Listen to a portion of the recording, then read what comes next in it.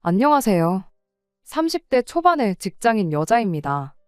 몇 년 전부터 저희 부모님이 제 결혼에 대해 부쩍 관심이 많아졌구나 하는 느낌을 받기 시작했어요. 알고 보니 그때쯤부터 제 또래의 친척 형제들 중 몇 명이 결혼 이야기가 오가고 있다는 상황인 걸 알게 되었습니다.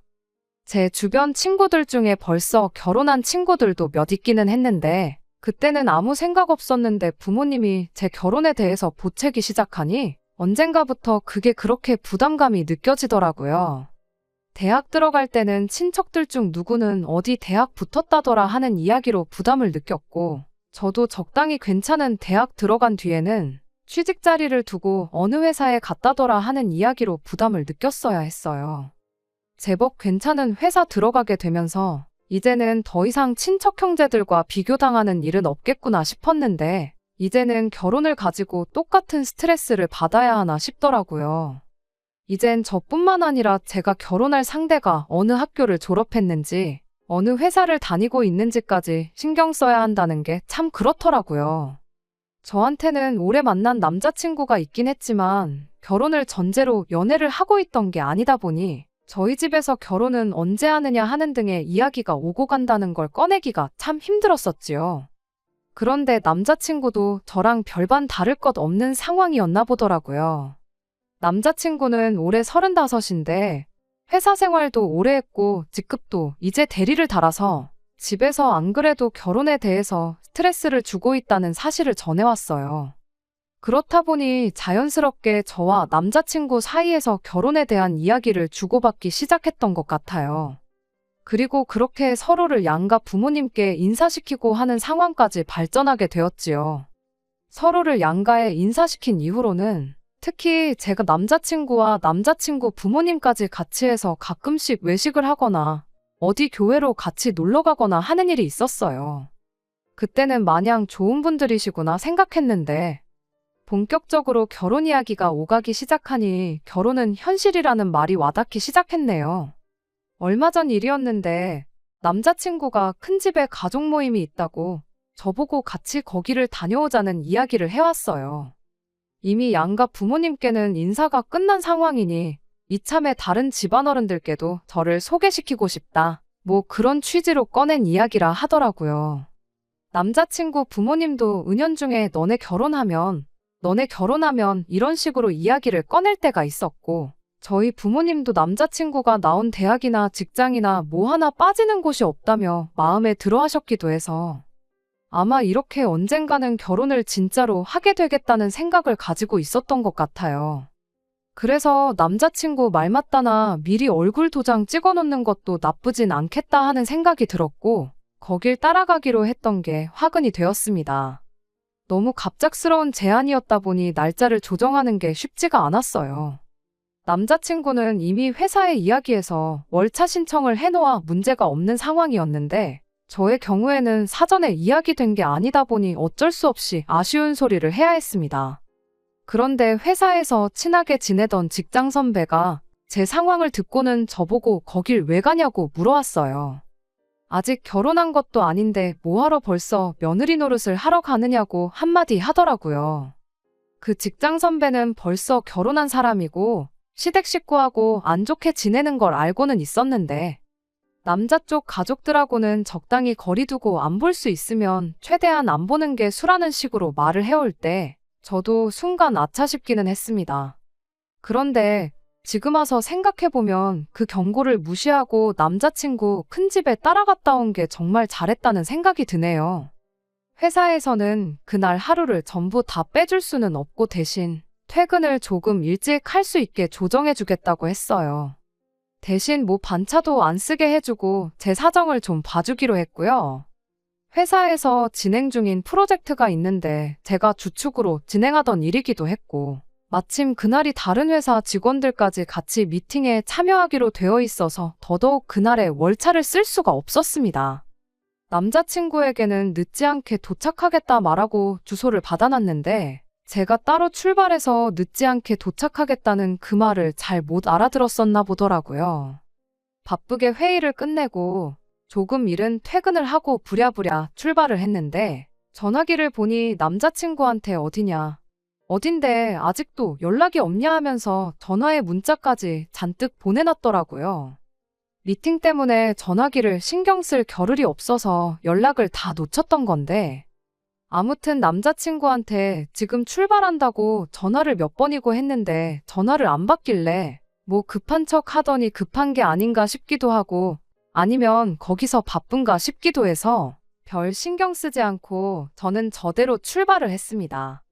그렇게 남자친구 큰 집에 도착을 했네요.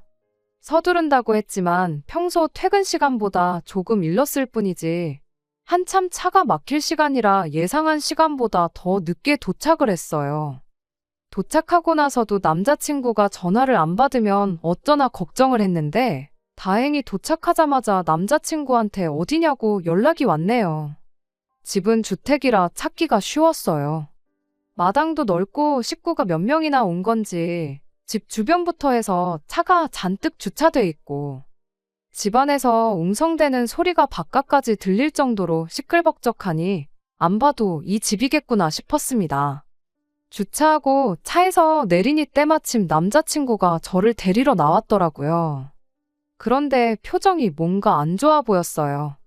한참 바쁘게 일하다 온 사람한테 고생했다는 말이 먼저가 아니고, 저보고 너무 늦었다면서 음식 준비하는 거 하나도 못 도왔으니 정리할 때는 꾀부리지 말고 열심히 하라고 핀잔을 주더라고요.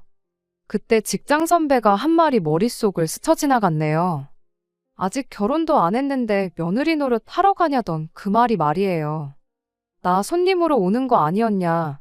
내가 왜 음식 준비며 뒷정리를 해야 하느냐 따질 새도 없이 남자친구가 저를 데리고 다니며 집안어른들한테 저를 인사시키기 시작했어요.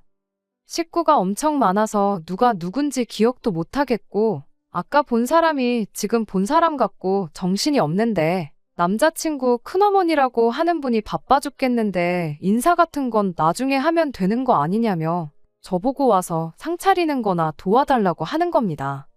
남자친구는 그러세요 하고는 저를 두고 친척 어른들이 따로 모여 있는지 시끌시끌한 방 안으로 휙 가버리더라고요.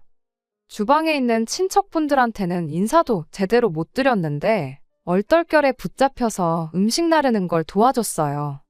남자친구가 기어코 친척분들한테 저를 소개시키고 싶다고 해서 애써 우리 회사 사람들은 물론이고 타 회사 사람들한테까지 양해를 구해가며 억지로 시간을 내가지고 먼 길 운전까지 하고 와서 내가 생전 처음 보는 사람들 집 주방에서 뭘 하고 있는 건가 싶었습니다.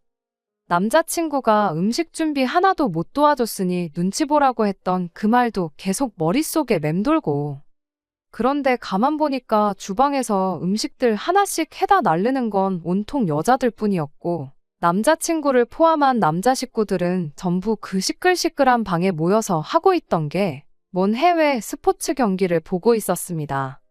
몇 개나 붙여놓아 거실을 꽉 채운 밥상은 이미 다 준비가 되어 있던 상황이었는데, 그 집구석 여자들은 한 명씩 돌아가면서 그 방 앞에 기웃거리면서 식사 준비됐다, 진지 드시라 하면서 눈치만 보며 차려놓은 밥도 못 먹고 가만히 앉아있더라고요. 그놈의 해외 축구 경기가 뭐라고, 한국 선수 한 명 나오지 않는 경기를 두고 누가 더 잘하네 마네 하면서 아주 축구 감독인 것 마냥 지들끼리 토론을 하고 있더라고요. 나와서 밥 먹으라고 한 명씩 돌아가면서 사정을 하다시피 하는데도 듣는 둥 마는 둥 하면서 지들끼리 저렇게밖에 못하냐며 TV 속 축구 선수한테 열을 올리고 있는데, 그 꼴이 참 어이가 없었습니다. 전반전이 끝난 건지 그제서야 한두 사람씩 나와서 밥상머리 앞에 기웃거리는데, 후반전을 시작부터 챙겨봐야 했는지 경기 시작하는 소리 듣겠다고 TV 소리는 어마무시하게 켜놓고 왔더라고요. 사람들 떠드는 소리에 시끄러운 TV 광고 소리까지 섞여가지고 정신이 없던 찰나에 후반전 시작하는 소리가 들리니까 몇 명은 먹던 밥 내려놓고 방으로 다시 들어가질 않나. 몇 명은 커다란 접시에다가 지들 입에 맞는 반찬 몇 개씩 가득 집어다가 방으로 들어가질 않나. 아주 난리도 아니었습니다. 더 어이가 없던 건 그걸 가지고 아무 말도 안 하고 있던 그 집구석 사람들이었어요. 남자친구도 그 와중에 이 집에 아는 사람 없는 저를 챙겨주는 게 아니고 축구 보겠다고 방에서 가까운 자리에 앉아가지고는 저는 안중에도 없었습니다. 정신이 없어서 기억은 안 나는데 후반전 시작하자마자 방으로 제일 먼저 들어간 게 남자친구였었을 거예요. 밥상머리 예절도 아주 더럽더라고요. 숟가락 놓고 일어났으면 그만인 거지. 방에 접시 들고 들어갔던 사람들 몇 명은 다시 나와서 고기 몇 개 집어가고 차려놓은 뷔페도 아니고 아주 가관이 따로 없었습니다. 식사가 다 끝나니 거실이랑 주방이랑 이어져 있는데도 굳이 지들 TV 보면서 밥 먹겠다고 가져갔던 접시들을 주방 싱크대에 담궈두는 게 어려운 일은 아니었을 텐데 굳이 그걸 꾸역꾸역 들고 와서는 차려놓은 밥상 위에 먹던 접시들 그대로 올려두고 다시 방으로 들어가고 그 와중에 그걸 가지고 뭐라 하는 사람 하나도 없는 게 어이가 없더라고요. 우리 집이었으면 상상도 못했을 일들이 눈앞에 펼쳐지니 아무리 집집마다 가풍이 다르다고 해도 도무지 적응이 되질 않았습니다. 그걸 보고는 군말도 없이 그릇 치우고 설거지하고 그러는데 전 일부러 아무것도 안 했어요. 애초에 꿔다 놓은 보리자루도 그날 저보다 대접을 더 받았을 거예요. 아무도 저 신경 써주거나 챙겨주는 사람도 없고 남자친구 부모님도 저랑 같이 밖에서 봤을 때는 그렇게 좋은 분이 따로 없더니 온 식구들 모여있으니 저는 안중에도 없더라고요. 그러다가 어느 정도 뒷마무리 끝나고 나서 드디어 남자친구 어머니가 저한테 관심을 가져줬는데 기껏해야 한다는 소리가 아무것도 안 도와주고 가만히 있냐는 소리였어요.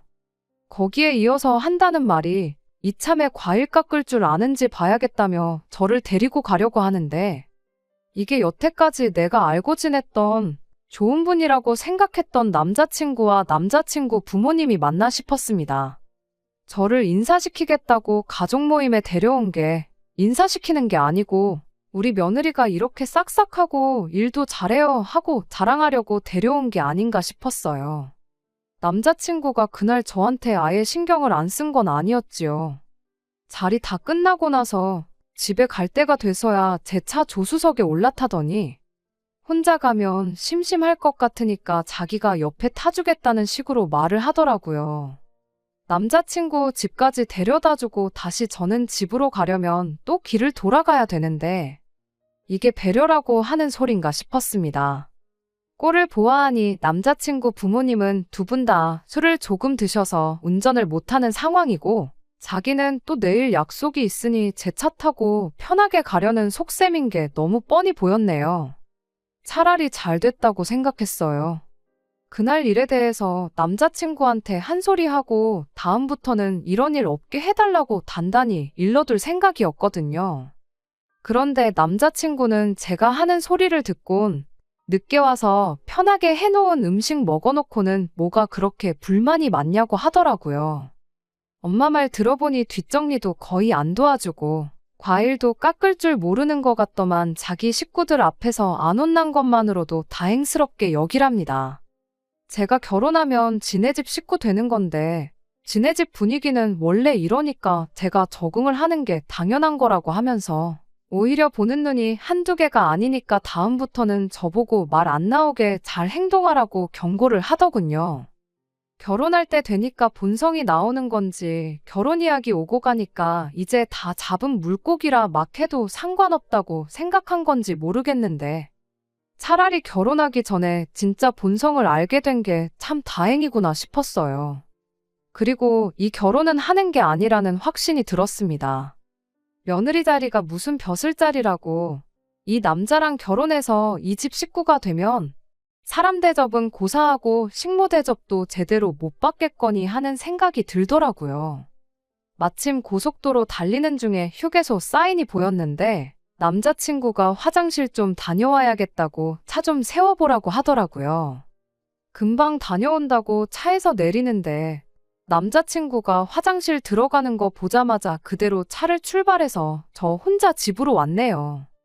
휴게소에 혼자 남겨진 걸 눈치챈 남자친구가 그때부터 쉬지 않고 계속 전화를 하길래 전화기 꺼버리고 그대로 집으로 와버렸어요. 아침에 핸드폰 켜보니 카톡이 100개가 넘게 와 있었어요.